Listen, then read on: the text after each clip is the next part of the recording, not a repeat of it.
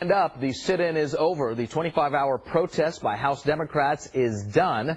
Among the many impassioned speeches on the House floor came from a local congresswoman. This was taken from my body. Yeah. But she said, this was taken from my body. That's Representative Jackie Spear, who held the bullet that she was shot with during the Jonestown massacre back in 1978.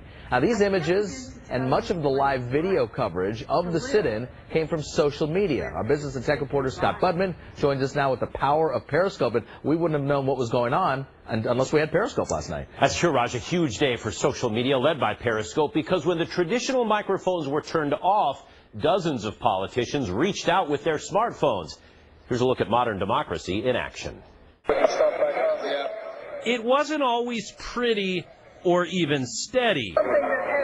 But Democrats in the House of Representatives trying to raise awareness about gun control were heard thanks to social media, which kicked in after the mics on the House floor were turned off. I thought, well, there's still apps for that, even though they're not allowed. I went to Periscope and Snapchat and Facebook Live to make sure I could invite in and onto the House floor the American people. Members of the House turned on their phones, streaming video using Bay Area social media companies like Periscope and Facebook.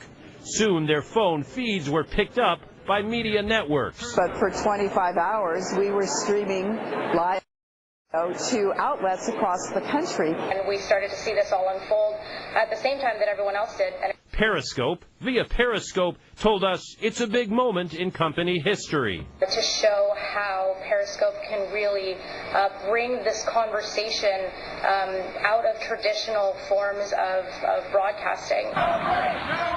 It may be non-traditional, but it worked, bringing the message to the masses.